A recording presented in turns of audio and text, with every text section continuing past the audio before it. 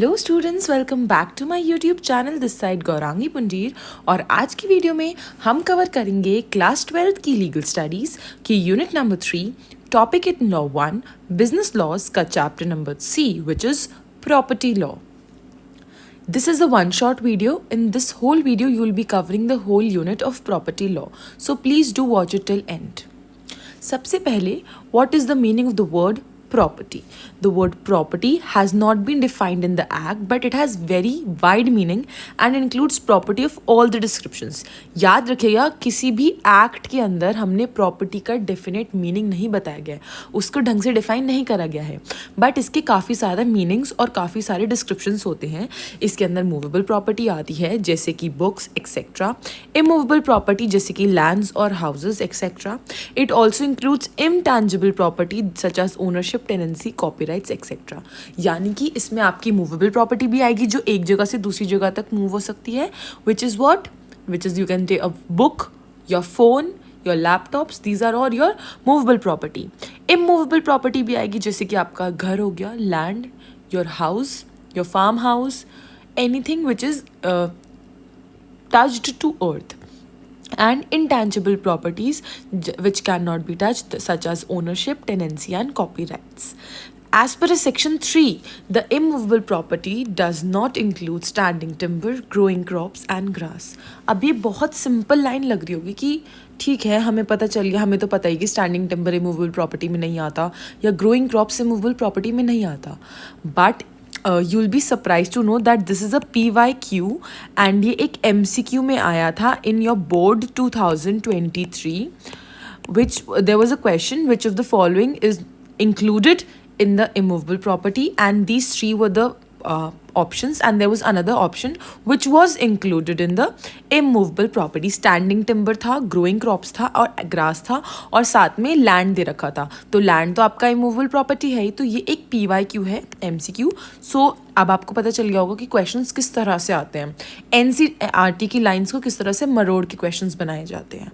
Now property किस types की होती है, अभी हमने पढ़ा कि स्टैंडिंग टिम्बर, ग्रोइंग क्रॉप्स और ग्रास क्यों नहीं आता. Standing timbers are trees fit for the use for building or repairing houses. The word standing timber includes babool tree, shisham, peepal, banyan tree, etc.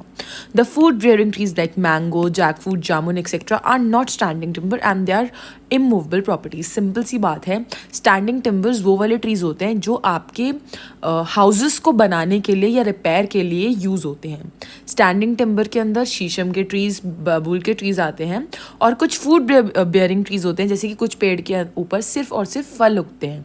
उन जो पेड़ हैं जिन पे फल उगते हैं उनको हम इमूवेबल प्रॉपर्टीज़ बोलते हैं. यहाँ पे मैंने इमेज के एग्जाम्पल से आपको शो कर रखा है that what is a standing timber. Next is growing crops. Growing crops के अंदर सारे वेजिटेबल ग्रोथ्स आते हैं which have no existence apart from their produce. ये भी क्या है, this is all, it will not be included in immovable property. Grass is a movable property, but if it the right to cut the grass it would be an interest in land, hence form immovable property. यानी कि देखिए, grass जो है वो एक जगह से दूसरी जगह तक मूव कर सकती है, तो एक मूवेबल प्रॉपर्टी होगी, ठीक है. लेकिन उस ग्रास को अगर आप, यू हैव अ राइट, और उस ग्रास को काट के आपका इंटरेस्ट बन रहा है इन द लैंड, इंक्रीज हो रहा है, तो हम उसे इमूवेबल प्रॉपर्टी की तरह ट्रीट करेंगे. ये क्या एग्जाम्पल है, ये मैं आपको एक केस के द्वारा समझाना चाहूँगी. सी, जो ट्री है उसको हम मूवेबल और इमूवेबल कब बताएंगे उसकी सिचुएशन पे डिपेंड करता है. अगर आपकी इंटेंशन है सिर्फ उस ट्री को कंटिन्यू करना, ग्रो करना, और आगे उसके साथ उसके न्यूट्रिमेंट और उसकी बेनिफिट के लिए इंजॉइंग द फ्रूट्स, उस ट्री को हम इमूवेबल प्रॉपर्टी ट्रीट करेंगे. यानी कि एक पेड़ है, आपने उस पेड़ को उगाया ओनली फॉर फ्रूट्स, जिससे कि ये जो यहाँ पे सॉइल है उसको न्यूट्रिएंट्स मिल रहे हैं, आप पूरा उसकी देखभाल कर रहे हैं, तो इसको हम क्या कंसिडर करेंगे, इसको हम एक इमूवेबल प्रॉपर्टी कंसिडर करेंगे. लेकिन अगर आपका इंटेंशन है आज नहीं तो कल, आप इस जो पेड़ की जो लकड़ी है, this wood you will use it for industrial purpose, you will sell this wood. तो यहाँ पे हम इसको क्या कंसिडर करेंगे, here it would be considered as a movable property. ये कौन सी केस से आया है? This has been come from Shantabai versus state of Bombay case. इन्होंने साफ बोला था कि जो इमूवेबल प्रॉपर्टी है वो इंक्लूड करता है लैंड और उस लैंड से आ रहे बेनिफिट्स को, थिंग्स अटैच टू अर्थ और permanently fastened by anything attach to earth. मैं दोबारा से एक बार एक्सप्लेन कर देती हूँ। अगर आपको सिर्फ पेड़ उगाना है जिससे कि सॉइल का बेटरमेंट हो रहा है और आप उससे सिर्फ फ्रूट्स खाना चाहते हो तो वो एक इमूवेबल प्रॉपर्टी है। लेकिन अगर आप उस पेड़ को उगा के उसकी जो लकड़ी है वो आगे कभी इसी इंडस्ट्रियल पर्पस में या उस वुड को यूटिलाइज करोगे, उससे कोई बेनिफिट निकालोगे एज अ टिम्बर और समथिंग, तो उसको हम मूवेबल प्रॉपर्टी की तरह ट्रीट करते हैं। आई होप आपको समझ आ गया होगा। नाउ एक एग्जाम्पल की तरह टैबुलर फॉर्म में हम इसका डिफरेंस समझते हैं। मूवेबल प्रॉपर्टी जो इजीली एक जगह से दूसरी जगह तक ट्रांसफ़र हो जाए, इमूवेबल जो आसानी से ट्रांसफ़र ना हो पाए। मेरे delivery with intention to transfer movable property complete से ट्रांसफर, सिर्फ डिलीवरी से ट्रांसफर पूरा हो जाता है। यहाँ पे खाली डिलीवरी से इट इज़ नॉट सफिशिएंट, क्योंकि आपको यहाँ पे उसकी रजिस्ट्री करानी पड़ेगी। इमूवेबल प्रॉपर्टी का सिंपल एग्जांपल लेंगे आप, घर, लैंड, हाउस। अगर आपको किसी के नाम पे घर करना है तो आपको क्या करना पड़ेगा? रजिस्ट्री करानी पड़ेगी। इन दोनों के अलग अलग रजिस्ट्रेशंस एक्ट हैं that you can read. And यहाँ पे ट्रांसफ़र भी अलग होता है। यहाँ पे जो ट्रांसफ़र है वो मूवेबल प्रॉपर्टी का सेल ऑफ गुड्स एक्ट से होता है, लेकिन यहाँ पे ट्रांसफ़र ऑफ प्रॉपर्टी एक्ट से होता है। ध्यान रखिएगा, movable property sale of goods act में आती है और immovable property transfer of property act में आती है। जब आप दोनों प्रॉपर्टीज़ को डिफाइन करेंगे तो उसके अंदर ये जो लीगल प्रोविजंस हैं इनको लिखना इम्पॉर्टेंट है। Now, what is a transfer? Matters relating to the property are governed by the Transfer of Property Act 1882. The object of the Transfer Property Act is to regulate the transfer of property between living persons. एक property को दूसरे इंसान तक के लिए property को transfer करते हैं। हम एक इंसान से दूसरे इंसान को ओनरशिप ट्रांसफ़र करते हैं। ये ट्रांसफ़र ऑफ प्रॉपर्टी एक्ट के अंदर आता है। अब ट्रांसफ़र कौन कर सकता है प्रॉपर्टी? ऐसे कोई भी थोड़ी आके प्रॉपर्टी ट्रांसफ़र कर देगा। तो सिंपल है, who is competent to contract, यानी कि एक इंसान who is above the age of 18, having a sound mind and he is not disqualified by any law. किसी भी लॉ से he is not disqualified. And सबसे important, he has authority to dispose of the property, यानी कि वो owner है। और अगर वो ओनर नहीं है, फॉर एग्जांपल ओनर की एब्सेंस में ओनर ने जिस पर्सन को अथॉरिटी दे रखी है अपनी प्रॉपर्टी को सेल करने की, वो ही सिर्फ ट्रांसफ़र कर सकता है। जो ट्रांसफ़र करता है उसको हम ट्रांसफ़रर बोलते हैं और जिसको ट्रांसफ़र करता है उसको हम ट्रांसफ़री बोलते हैं। Simple, A person and B person. A person is transferring the property, so here A person is called the transferor and B person who is been receiving the property is called transferee. According to section 8 of the Transfer of Property Act, by transferring the property, transfer all the rights in the property. याद रखिएगा, जब आप एक property को transfer करते हैं तो आप ही साथ के साथ उसकी सारी राइट्स, लाइबिलिटीज़, सब कुछ उस ओनर को ट्रांसफ़र कर देते हैं। Next is what are the essentials for a valid transfer. आपका जो ट्रांसफर है वो वैलिड कब माना जाएगा? If in a transfer of property the transfer should be between 2 और मोर लिविंग पर्सन्स। ये तो बेसिक चीज़ है कि दो जीते जागते लोगों के सामने के बीच में ट्रांसफर होगा। The property that is going to be transfer should be free from any encumbrances, hindrances of any form and be a transferable nature, यानी कि जो प्रॉपर्टी है वो उसके ऊपर कोई भी केस या डिस्प्यूट नहीं चलना होना चाहिए, कोई भी हिंड्रेंसेस, कोई भी हर्डल्स या प्रॉब्लम्स नहीं आने चाहिए, एंड वो ट्रांसफरेबल नेचर की होनी चाहिए। The transfer should not B of any unlawful object. आप किसी भी अनलॉफुल ऑब्जेक्ट का, इलीगल मटेरियल का ट्रांसफ़र नहीं कर सकते, ना ही आप अनलॉफुल कंसिडरेशन दे सकते, यानी कि तुम मुझे घर दे दो उसके बदले में मैं तुम्हें कोई इलीगल चीज़ दे दूंगा। Involving a person legally disqualified by transfer और ट्रॉफरी। The transferor who transfers the property must be competent to transfer. He should be entitled and he should be authorized. जो हम ऑलरेडी पढ़ चुके हैं। और जो ट्रांसफ़र होना चाहिए, it should be according to the mode of the transfer. पूरी फॉर्मेलिटीज़ जैसे कि registration, attestation etcetera should have been compiled. अभी रजिस्ट्रेशन अटेस्टेशन क्या है अभी हम नेक्स्ट स्लाइड में पढ़ेंगे। In case of conditional transfer where interest is created on the fulfilment of the condition should not be illegal, immoral, impossible और opposed to public policy. जहाँ पे आप कंडीशन के बेसिस पे ट्रांसफर करेंगे कि मेरी ये कंडीशन है, तो जो आपकी कंडीशन होनी चाहिए उसको आप ऐसे नहीं करने चाहिए, मतलब कोई भी ऐसी कंडीशन नहीं होनी चाहिए जो इलीगल हो। या कि ऐसी हो कि किसी भी पब्लिक पॉलिसी के अपोज में जाके करी गई हो। अब हम आ जाते हैं कि ये रजिस्ट्रेशन अटेस्टेशन ये क्या होता है। एक जो प्रॉपर्टी है उसको हम ट्रांसफ़र कैसे कर सकते हैं। सबसे पहले mode of transfer, the mode of the transfer of the property varies according to the value of the property.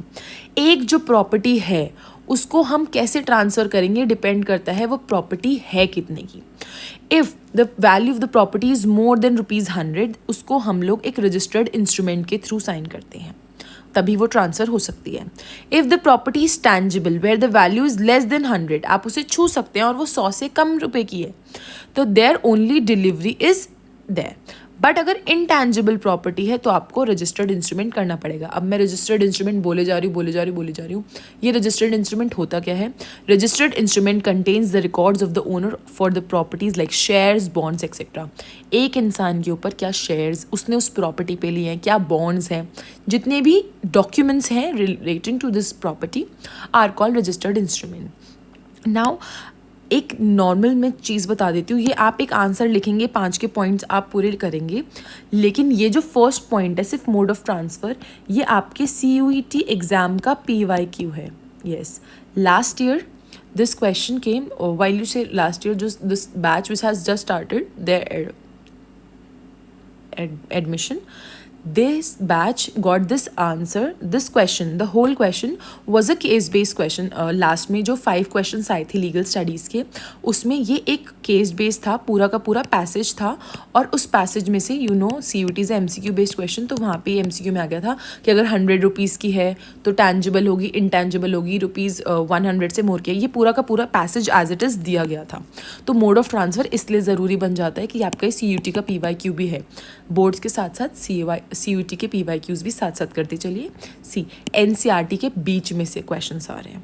Second है, अब ट्रांसफ़र तो पता चल गया कैसे करेंगे। Second is attestation. Now a registered instrument must be attested. Attested का मतलब होता है कि साइन करना चाहिए, सिग्नेचर करेंगे, 2 लोग ट्रांसफ़र करेंगे कि हाँ जी हम लोग विटनेस बन रहे हैं that this instrument is with the intention to attest, कि अब इसके पीछे कोई भी वो फ्री विल है, कोई भी वो नहीं है, कोएर्सन नहीं है, कोई भी फोर्सफुली ये जो ट्रांसफ़र है उससे नहीं हो रहा है। Third is registration. जब अटेस्टेशन हो जाएगा तो अब लीगल फॉर्मेलिटी आ जाती है। रजिस्ट्रेशन में जो दोनों पार्टीज़ होती हैं वो अपने सिग्नेचर अफिक्स करती हैं डॉक्यूमेंट्स के साथ और ट्रांजैक्शन को क्या करती हैं, पूरा कर देती हैं। म्यूचुटेशन इज जब एक प्रॉपर्टी ट्रांसफ़र हो जाती है सेल डीड से, गिफ्ट डीड से, किसी भी चीज़ से, तो it is important to transfer the recorded in the municipal records by way, जो आप म्यूनिसिपल रिकॉर्ड्स में बात कराएंगे, म्यूटेट कराएंगे कि हाँ हमारी प्रॉपर्टी ट्रांसफ़र हो गई है।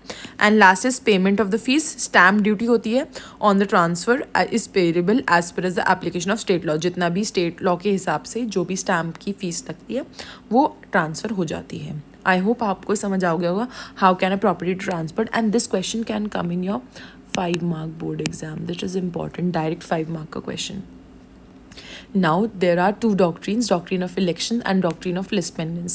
सबसे पहले हम doctrine of election पढ़ते हैं। सबसे पहले ये वो वाला इलेक्शन नहीं है जो होता है कि 2 पार्टी पॉलिटिकल पार्टीज़ खड़ी हो रही हैं, पॉलिटिकल पार्टी वाला इलेक्शंस नहीं है, this is a property law का इलेक्शन। तो पॉलिटिकल लॉ का क्या इलेक्शन है कि जो सेक्शन 35 है ये बोलता है कि if a person to the transfer get 2 selections, a benefit and a burden, he has to accept both the benefit and the burden or none.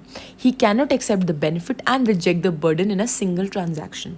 इसको एक एग्जाम्पल से समझते हैं। एक A person है और एक B person है। Illustration you can read, it is already given। A wants to sell his garden as well as his house to B through 1 instrument. एक ही प्रॉपर्टी के थ्रू ऑब्वियसली गार्डन और house साथ ही होगा, बट जो B person है he only wants to retain the house and wants to cancel the transfer. B wants to retain only the house and want to cancel the transfer regarding garden. B को सिर्फ house चाहिए और garden नहीं चाहिए, ऐसा B चाहता है। लेकिन according to the doctrine of election B को या तो हाउस और गार्डन दोनों लेना पड़ेगा या फिर पूरी की पूरी ट्रांजैक्शन को है कैंसिल करना पड़ेगा। ये नहीं है कि मेरे को हाउस से बेनिफिट है तो मैं रखूँगा और गार्डन बर्डन है तो मैं उसे छोड़ दूंगा।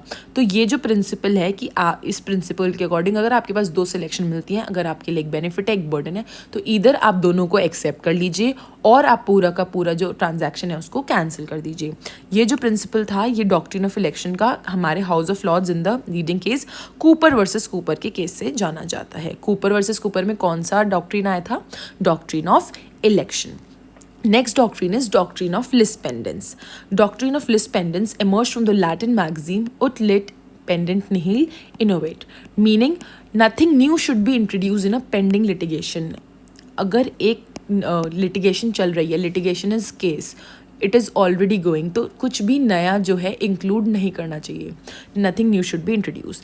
The doctrine state that a property under pending suit should not be transferred to third party during a pending suit in such a way it effects the right of any party considered with the property. Example simple है, A और B जने के बीच में एक property का dispute चल रहा है। सिंपल है, ए और बी भाई हैं, इनके बीच में बंटवारा चल रहा है कि ये प्रॉपर्टी इसकी है, ये प्रॉपर्टी इसकी है। ए बोल रहा है मेरी है, बी बोल रहा है मेरी है। तो ये जो है ये ऑलरेडी क्या चल रहा है, ये केस चल रहा है in front of court. Ownership के ऊपर है कि कौन ओनर है, और इसी बीच में ए जो है सी को जाके घर नाम कर देता है। ए और बी के बीच में घर की बात चल रही थी और ए जो है सी के नाम वो घर कर देता है। तो डॉक्ट्रिन ऑफ lis pendens के हिसाब से आप ऐसा नहीं कर सकते। To constitute lis pendens the following condition should be satisfied. अब देखिए lis pendens ऐसे ही नहीं लग जाता, कुछ कंडीशंस होती हैं। सबसे पहले जो इमूवेबल प्रॉपर्टी है उसी का ही प्रोसीडिंग्स होनी चाहिए। जैसे कि हाउस ले लीजिए, लैंड ले लीजिए, इट शुड बी पेंडिंग। और उस इमूवेबल प्रॉपर्टी के राइट के ऊपर बात होनी चाहिए, the right of the property की वो घर किसका है। जैसे अभी मैंने बोला ए और बी के बीच में बात हो रही है, ए और बी लड़ रहे हैं, वो कह रहे हैं मेरा है, वो कह रहा है मेरा है। उसके बाद the property in litigation should be transferred. अब ए ये नहीं कि ए ने जाके सी से सिर्फ बात ही करी है कि हाँ मैं आपको दे दूंगा। वो तो ऐसे भी तो हो सकता है ना कि जब ए के नाम घर हो जाएगा तो सी के नाम वो घर करेगा। नहीं, ये अगर आपको lis pendens को कॉन्स्टिट्यूट करना है तो जब ऑलरेडी ए और बी के बीच में केस चल रहा है, ए ऑलरेडी उसे सी के नाम कर चुका हो, ट्रांसफ़र कर चुका हो, तभी lis pendens लगेगा। और जो ट्रांसफ़र प्रॉपर्टी है वो दूसरे पर्सन का यानी कि बी पर्सन का जो राइट है उसको इफेक्ट कर रही हो, तभी आप lis pendens लगा सकते हैं। आई होप आपको समझ आ गई होगी। Now these are sale, exchange, lease, gift.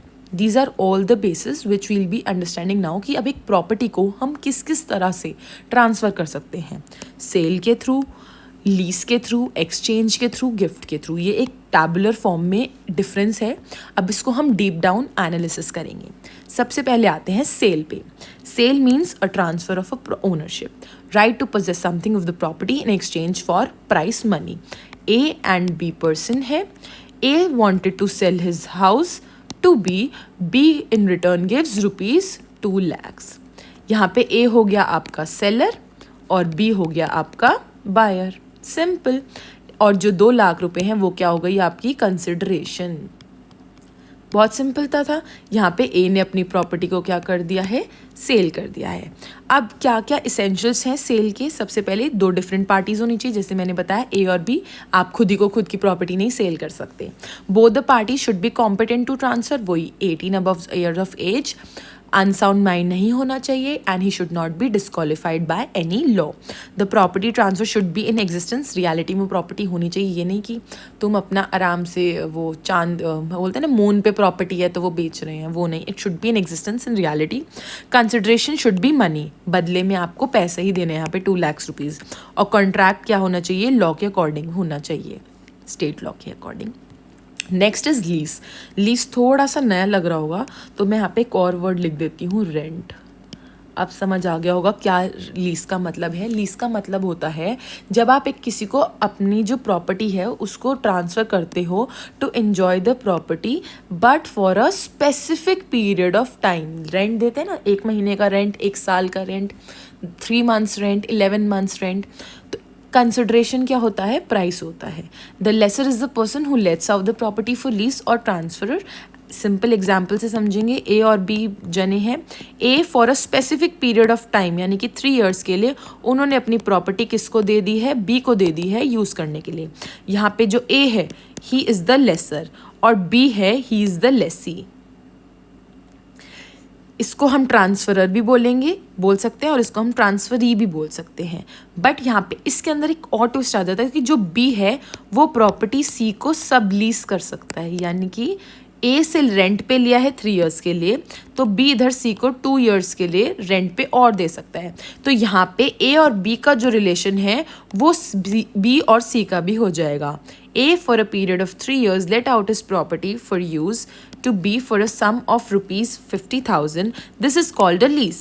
A is the lessor, B is the lessee. But अगर B सबलेट कर देता है उसी प्रॉपर्टी को तो यहाँ पे B lessee बन जाएगा और C सब lessee बन जाएगा। B और C के बीच में वही रिलेशन होगा जो A और B के बीच में था। Simple. Next is exchange. When two persons transfer the ownership of one thing in exchange of other, this is called exchange. Simple. एक के बजाय दूसरी। A और B पर्सन है। A ऑफर कर रहा है अपना कॉटेज बेचने के लिए और B ऑफर कर रहा है अपना फार्म बेचने के लिए। A wants to sell his cottage, B wants to sell his farm. So the rights and liabilities of A will be that of the seller. यहाँ पे A जो है सेलर हो गया B के लिए, और फिर इधर कॉटेज की अगर हम बात कर रहे हैं, जब हम फार्म की बात करेंगे तो कौन हो गया, B जो है वो सेलर हो जाएगा। The rights and liabilities of A will be that of seller towards the sale of cottage and that of the buyer will be the sale of the farm. Similarly जो B की है वो opposite हो जाएंगी। जब आप एक property के बदले दूसरी प्रॉपर्टी देते हैं तो इसको exchange बोलते हैं simple words में। Last है gift. The transfer of ownership of the property that is made voluntarily and without consideration. बिना पैसों के, बिना किसी चीज़ के, इसको हम gift बोलते हैं। जो person A wants to give his car to B. A gives his car to B. B accepts the car, but B does not pay anything in return. A gave car, but B did not give anything. Simple. This is called gift. यहाँ पे जो आपका A है, he is the donor, and B जिसको प्रॉपर्टी मिल रही है, he is the donee. Simple. I hope आपको प्रॉपर्टी लॉ पूरा समझ आ गया होगा, both the doctrine, election as well as lis pendens and all these 4 things by which the property can be transferred. That was all for this video. I hope आपको video समझ आया होगा, my explanation got you. Please like, share, comment and subscribe to my YouTube channel. Thanks for watching.